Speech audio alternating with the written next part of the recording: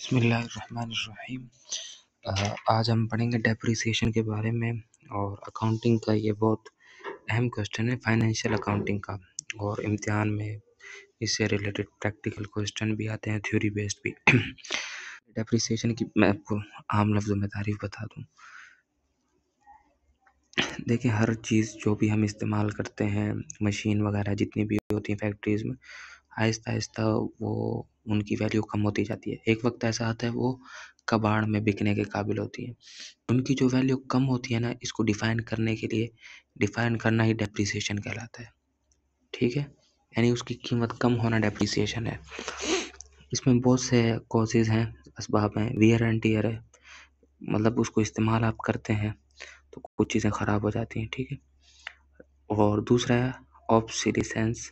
इसका मतलब है कि भाई हर नई टेक्नोलॉजी जो है वो पुरानी टेक्नोलॉजी को वो कर देती है, ज़ाया कर देती है, या फिर उसकी अहमियत ख़त्म हो जाती है। सही है, पैसेज ऑफ टाइम में वक्त के साथ साथ चीज़ों की जो औकात है वो कम हो जाती है। हाँ, कुछ चीज़ें ऐसी होती हैं जो वक्त के साथ साथ उनकी औकात और बढ़ जाती है, उनकी बात हम नहीं कर रहे।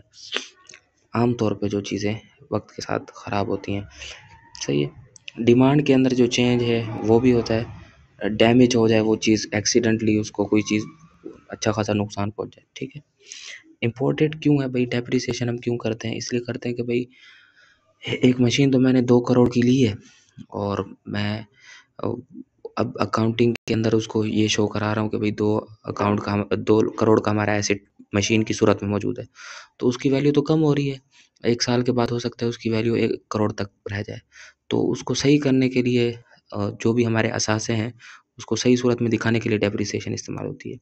ठीक है, टैक्स और प्लानिंग के लिए भी ये 4-5 ऑप्शंस हैं जो मैंने इधर जो यहाँ बताए गए हैं। टैक्स एंड प्लानिंग के लिए भी जो टैक्स लगाने वाले गवर्नमेंट के इदारे होते हैं, वो फिर इसके हिसाब से टैक्स लगाते हैं, वरना ज़्यादा टैक्स लग जाता है। ठीक है, रिप्लेसमेंट प्लानिंग भी इसमें हो जाता है कि इसकी वजह से हमें पता चल जाता है किस एसेट को रिप्लेस करना है, कि भाई इसकी हमने जो प्लानिंग की थी कि भाई 5 साल तक इसकी वैल्यू ख़त्म हो जाएगी या चीज़ बेकार हो जाएगी, तो उस हिसाब से फिर हम नई चीज़ लेने के लिए तैयार हो जाते हैं। ठीक है, अच्छा ये बात याद रखनी चाहिए, जो डेप्रिसिएशन है ना, उस किसी भी चीज़ की वक़्त कम होना, ये हमेशा उन चीज़ों के साथ इस्तेमाल होती है जो टेंजिबल हों, जिन्हें हाथ लगा के टच किया जा सकता है। ठीक है, ठीक है, ज़मीन इसमें नहीं आती। ठीक है, ज़मीन क्योंकि ऐसी चीज़ है कि उसकी वक्त के साथ साथ कीमत बढ़ती है आमतौर पर। ठीक है, और ठीक है, ठीक है, और ये ना उसकी कॉस्ट के ऊपर इसका मदार होता है। ठीक है, मार्केट प्राइस पर नहीं होता कि अब हम बोलें कि मार्केट प्राइस उसकी कम या ज़्यादा हो रही है। बस उसकी कॉस्ट को हम देखेंगे, भाई उसकी अगर कॉस्ट 2 लाख रुपए है, 2 लाख की लिए, तो फिर आहिस्ता आहिस्ता वो कम होती जाएगी। ठीक है, और उसकी जो यूज़फुल लाइफ है, जो उसकी ज़िंदगी है, 10 साल तक वो चीज़ चलेगी, तो उसके हिसाब से हम फैसला करते हैं। ठीक है, ठीक है, और ये जो इसके कम करने हर साल जो हम कम करते हैं, इसको डेप्रिसिएशन एक्सपेंस बोलते हैं। ठीक है, देखें एक एग्जांपल हम लेते हैं, मिसाल के तौर पर एक मशीन है, हमने अपनी शॉप के लिए ख़रीदी है, कपड़े सिलने वाली। 1,20,000 उसकी हमने उसको ख़रीदा है। उसकी स्क्रैप वैल्यू देखें, स्क्रैप वैल्यू के बारे में मैं आपको बता दूं, स्क्रैप वैल्यू बोलते हैं किसी भी चीज़ की वो कीमत कि हमने उसको दबा के इस्तेमाल कर लिया है, अब वो इस्तेमाल होने के काबिल ही नहीं है, बस धक्का स्टार्ट है बिल्कुल, और अब कबाड़ में जाएगी। अब जब कबाड़ में जाएगी ना, अब जो उसकी वैल्यू है उसको स्क्रैप वैल्यू बोलते हैं। यूज़फुल लाइफ जब तक वो चलने के काबिल है अच्छे तरीके से, मतलब इतना हो कि नॉर्मल जिसको एवरेज बोला जाता है, तो वो उसकी यूज़फुल लाइफ होती है। ठीक है, अच्छा कॉस्ट के अंदर देखें हर चीज़ आती है। देखें कॉस्ट के अंदर सारे आपके डायरेक्ट एक्सपेंस आते हैं। ठीक है, किसी भी मशीन या एसेट को उसके इस्तेमाल के अंदर लाने के लिए जितने भी अखराज आते हैं वो सारे कॉस्ट होते हैं। आपने ख़रीदी, पैसे भरे, ये भी टैक्स अदा किए उस मशीन के ऊपर, वो भी उसको लेके आने के लिए जो डिलीवरी की ज़रूरत होती है, उसको इंस्टॉलेशन करनी होती है, वो सारा कुछ इसमें आता है। ठीक है, स्क्रैप वैल्यू की मैंने आपको तारीफ़ बता दी, यूज़फुल लाइफ की भी मैंने आपको तारीफ बता दी। अब देखो डेप्रिसिएशन अमाउंट की मैं आपको तारीफ बता रहा हूँ। Cost minus residual value, residual value यानी स्क्रैप वैल्यू। एक चीज़ मैंने 1 करोड़ की खरीदी और 20 लाख रुपए जो है ना, जब वो खटारा हो जाएगी तो उसकी कीमत 20 लाख रुपए बच जाएगी। तो अगर मैं 1 करोड़ से 20 लाख माइनस करूं तो वो उसकी डेप्रिसिएशन अमाउंट यानी 80 लाख रुपए। इस मिसाल के अंदर मैंने जो आपको बता दी, इन्होंने एक मिसाल दी 1,20,000 में से 20,000 माइनस किए जो कि उसकी खटारा होने की हालत में उसकी कीमत है, तो वो 1 लाख रुपए है। ठीक है, देखिए 2 लफ्ज़ और भी हैं। एक डेप्रिसिएशन जो मैंने आपको बता दिया, ये उन चीज़ों के साथ ख़ास हैं जो इंसान खुद बनाता है, ठीक है, और जिन्हें महसूस किया जाता है, ठीक है, ज़मीन वगैरह के अलावा नहीं, ठीक है, और जिनकी चीज़ें जिसकी कीमत वक्त के साथ साथ कम होती है। एक लफ्ज़ है अमोर्टाइजेशन, ठीक है, इसका मतलब होता है कि भाई इसके अंदर भी डेप्रिसिएशन होती है, यानी वक्त के साथ साथ उस चीज़ की कीमत कम हो रही होती है, लेकिन वो ऐसी चीज़ें होती हैं, वो ऐसे एसेट होते हैं जो हमें नज़र नहीं आते। मिसाल के तौर पे कॉपीराइट है, मैंने कॉपीराइट करवाया हुआ है कि भाई मैंने जो भी ये चीज़ बनाई है 5 साल तक कोई भी बंदा इसमें से कुछ भी नहीं ले सकता, ना ही अपना नाम इस्तेमाल कर सकता है। मैंने कोई डिज़ाइन बनाया तो 10 साल तक इस पर कोई इस डिज़ाइन को इस्तेमाल नहीं कर सकता। मेरी जो कंपनी की साख्त है इसको 10 साल तक कोई इस्तेमाल नहीं कर सकता। तो ये जो 10 साल की उसकी मुद्दत होगी, तो ये इंटेंजिबल एसेट के अंदर आएगी। जब इंटेंजिबल एसेट के अंदर हम डेप्रिसिएशन इस्तेमाल करते हैं, यानी उसकी कीमत कम कर रहे होते हैं वक्त के साथ साथ, तो वो अमोर्टाइजेशन होती है। और डेप्लेशन का मतलब नेचुरल रिसोर्सेज के अंदर जो चीज़ें वक्त के साथ साथ उसकी कीमत कम हो रही होती है, उसको हम क्या बोलते हैं, डेप्लेशन बोलते हैं। यानी ये डेप्रिसिएशन ही है, यानी वक्त के साथ साथ उसकी कीमत कम ही कर रहे हैं हम, लेकिन एक के अंदर नेचुरल रिसोर्सेज हैं और एक के अंदर इंटेंजिबल ना दिखने वाले एसेट्स हैं। ठीक है, ठीक है, देखें ये अकाउंटिंग स्टैंडर्ड्स हैं डेप्रिसिएशन के लिए। IFR ये इदारे हैं बड़े बड़े, और इनके जो कुछ उसूल हैं कि भाई मुख्तलिफ़ कंपनियां दुनिया में जितनी भी हैं वो इन स्टैंडर्ड पर होनी चाहिए, और डेप्रिसिएशन अमाउंट उनको कम करनी चाहिए, ये ज़रूरी है, ताकि उस हिसाब से टैक्स वगैरह भी लिया जाए। ठीक है, और ये स्टैंडर्ड कंट्री टू कंट्री मुख्तलिफ होते हैं। अभी सिर्फ ओवरव्यू है। ठीक है, सबसे पहले हम स्ट्रेट लाइन मेथड के बारे में स्टेप बाय स्टेप आ जाते हैं। देखिए मैंने आपको पहले भी शायद कहा था कि भाई इसके मेथड है मुख्तलिफ डेप्रिसिएशन निकालने के लिए।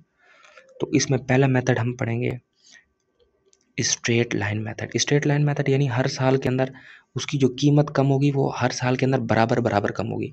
यानी इस साल अगर हमने उसकी कीमत 10,000 कम की है उस मशीन की, अगले साल भी 10,000, उससे अगले साल भी 10,000।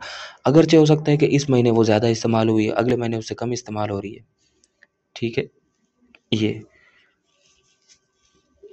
इसका फार्मूला है कॉस्ट माइनस रेजिडुअल वैल्यू। देखें ये मैं इधर क्लिक कर रहा हूँ, cost minus residual value divided by useful life. आप इसको ये भी कह सकते हैं कॉस्ट माइनस स्क्रैप वैल्यू, यानी उसकी जिस कीमत पर हमने उसको ख़रीदा। कॉस्ट के अंदर सारा खर्चा आएगा भाई, कितने में हमने ख़रीदी, उसको यहाँ लाने में जो खर्चा हुआ वो भी इसमें आएगा, इंस्टॉलेशन का, फिर अगर हमने उसकी रनिंग करवाई है वो सारा खर्चा उसमें आएगा, फ्यूलिंग वगैरह का। स्क्रैप वैल्यू यानी फिर खचाड़ा होने के बाद जो उसकी कीमत हमने तय की है वो उसमें से माइनस करेंगे और डिवाइडेड करेंगे यूज़फुल लाइफ के साथ। मिसाल के तौर पर डेप्रिसिएशन अमाउंट है 10,000, वी कंप्यूटेड यूज़फुल लाइफ। ठीक है, डेप्रिसिएशन अमाउंट की मिसाल मैं आपको दे रहा हूँ भाई। हमने एक चीज़ की 80, एक चीज़ हमने 1,20,000 की खरीदी और 20,000 पे हमने बोला कि भाई खचाड़ा होने के बाद उसकी जो कीमत होगी वो लगेगी, यानी कबाड़ में जब जाएगी। तो हम 1,20,000 में से जब 20,000 माइनस कर देंगे तो हमारे पास आ जाएगा 1,00,000। इसको हम डिवाइड करेंगे 5 से तो हमारे पास हर ईयर की डेप्रिसिएशन निकल आ जाएगी, यानी हर साल उस चीज़ की कीमत जो है वो 20,000 रुपया कम हो रही है। सो ईच ईयर जो आप चार्ज लगा रहे हैं तो ये डेप्रिसिएशन एक्सपेंस है। हर साल जो 5,000 रुपये का 20,000 का जो उसकी कमी हो रही है ये हमारा डेप्रिसिएशन एक्सपेंस है। सही है, अच्छा अब आते हैं carrying amount at end of year. हर साल के आखिर में जो उसकी अमाउंट होगी, सही है, मिसाल के तौर पे अगर इस साल उसकी अमाउंट 1,00,000 रुपए है तो अगले महीने 80,000 होगी, उससे अगले महीने 60 होगी, उससे अगले महीने 40 होगी, फिर उससे अगले महीने 20 होगी। ठीक है, तो कॉस्ट माइनस एक्यूमुलेटेड डेप्रिसिएशन, क्या? Cost minus accumulated depreciation. तो हमारे पास ये चीज़ आ जाएगी। मिसाल के तौर पे accumulated depreciation and of year हमारे पास क्या हुई, 1,00,000 थी, ठीक है। देखें 1,20,000 थी, हमने वहाँ से डेप्रिसिएशन निकाला ना, 20,000 रुपया जो है ना हर साल कम हो रही है। एक्यूमुलेटेड डेप्रिसिएशन क्या होगी भाई, 20,000 रुपये है पहले साल की। कैरिंग अमाउंट क्या है हमारे पास, 1,00,000। केयरफुल, यानी कैरिंग अमाउंट हमारे पास 1,20,000 है, जिसमें से हमने 20,000 माइनस किया तो हमारे पास आ गया 1,00,000। अब दूसरे साल के अंदर हम जब माइनस करेंगे तो अब 40 माइनस करेंगे, 40,000। 20,000 पिछले की माइनस कर दी, अब 20 और माइनस करेंगे तो 80,000 रह जाएगी। फिर 5वें साल अगर करेंगे तो फिर उसकी सिर्फ 20 रह जाएगी, क्योंकि 5 साल 20,000 रुपये अगर कम करते जा रहे हैं तो फिर 20 रह जाएगी। तो यानी हर साल जो होगी कम होने वाली है वो एक्यूमुलेटेड डेप्रिसिएशन होगी, ठीक है। एक एनुअल डेप्रिसिएशन है, ठीक है, 20,000 रुपये जो कम हो रही है हर साल। एक है एक्यूमुलेटेड डेप्रिसिएशन। अब एक साल के अंदर तो वो 20,000 ही है, 20,000 कम हो रहा है, यानी उसकी कीमत 1,20,000 से 1,00,000 तक आ गई, सही है। उससे अगले साल उसकी कीमत जो है वो 80,000 है, और उससे अगले साल उसकी कीमत 60 है। फिर 5वें साल जो है उसकी कीमत 50 क्या बोलते हैं 20,000 रह जाएगी। जनरल एंट्रीज पास करने का तरीका ये है कि भाई डेप्रिसिएशन जो है ना ये एक्सपेंस क्रिएट करता है। जब ये एक्सपेंस क्रिएट करता है तो जब एक्सपेंस इंक्रीज होता है तो वो हमेशा डेबिट में जाता है। ये रूल आसान है, मैं आपको दोबारा बता देता हूँ। देखें एक्सपेंस और क्या बोलते हैं आपका, सॉरी यार, expense, liability, revenue, income loss, और क्या बोलते हैं इनकम लॉस, लिएबिलिटी और कैपिटल, ये तीनों चीज़ें जब बढ़ती हैं तो डेबिट क्रेडिट होता है, जब कम होती हैं तो डेबिट होता है। जब बढ़ती हैं तो क्रेडिट, जब कम होती हैं तो डेबिट। जबकि एक्सपेंस और एसेट जब बढ़ते हैं तो डेबिट होता है, अगर कम होते हैं तो क्रेडिट होता है। डेप्रिसिएशन मैंने आपको बताया एक खर्चा है ना, एक खर्चा है, हर साल आपको लगाना पड़ रहा है, यानी कम हो रही है उसकी वैल्यू, तो ये एक खर्चा है और खर्चा बढ़ रहा है क्योंकि उस चीज़ की कीमत कम हो रही है, लेकिन खर्चा तो हमारा बढ़ रहा है। जब खर्चा बढ़ता है तो वो डेबिट में आता है, ठीक है। और जो इसके साथ जो नीचे आएगी एक्यूमुलेटेड डेप्रिसिएशन, ठीक है। एक्यूमुलेटेड डेप्रिसिएशन जो है ना ये कॉन्ट्रा एसेट है। कॉन्ट्रा एसेट यानी इसकी जो जिहत है ये एसेट को कम कर रही है, ठीक है। देखें डेप्रिसिएशन एक्सपेंस, ये तो एक खर्चा है कि भाई उसके ऊपर हम खर्चा लगा रहे हैं, जिसकी वजह से खर्चा लगा रहे हैं और हर साल हम उसकी कीमत कम हो रही है, ठीक है।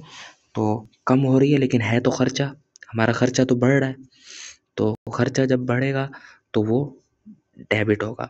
और एक्यूमुलेटेड डेप्रिसिएशन जो है ना वो एसेट को बता रहा है कि भाई एसेट तो कम हो रहा है ना।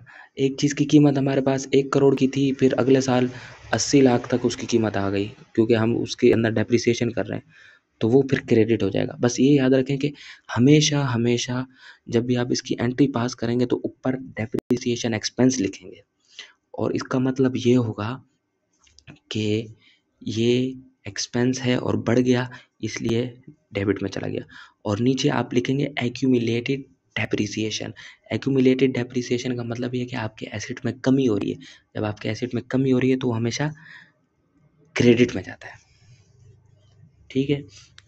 इसी तरह भाई मिसाल के तौर पे entries at sale on year 5, 5वें साल उसकी कीमत जो है ना वो 20,000 रुपये रह गई, तो कैश जो है वो डेबिट हो गया और एक्यूमुलेटेड डेप्रिसिएशन भी डेबिट हो गया। एसेट जो है वो क्रेडिट हो गया क्योंकि कैश जो है वो भी बाहर जा रहा है।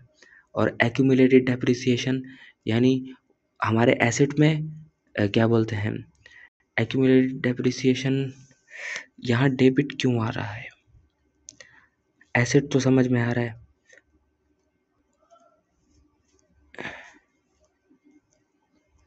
कैश इन, ठीक है, एसेट गॉन, एसेट चला गया, एक्यूमुलेटेड डेप्रिसिएशन क्लियर। अच्छा हाँ, जब पैसे हमारे बाहर चले गए तो एक्यूमुलेटेड डेप्रिसिएशन जो हमने पहले पिछली मिसाल में हमने उसको क्या बनाया था, एक्यूमुलेटेड डेप्रिसिएशन हमारा एसेट कम हो रहा था, लेकिन जब हमने कैश की सूरत में पैसे अदा कर दिए तो अभी हमारा जो एक्यूमुलेटेड डेप्रिसिएशन है वो रुक गया ना। हम क्योंकि निकाल रहे हैं पैसा जब निकाल रहे हैं, खुद निकाला कि भाई इतने कम हो रहे हैं, खुद हमने वो कर दिया, तो फिर एक्यूमुलेटेड डेप्रिसिएशन मतलब डेबिट हो जाएगी, यानी अब हमारा एसेट इंक्रीज हो रहा है गोया, क्योंकि पैसे तो हमने बाहर कर दिए लेकिन उस चीज़ को तो हमने वैल्यू दे दी। इसी तरह हमारी जो एसेट है जो मशीन है वो क्रेडिट में चली जाएगी, क्योंकि क्रेडिट में चली जाएगी क्योंकि वो क्या है, ये मैं आपको फिर बताता हूँ।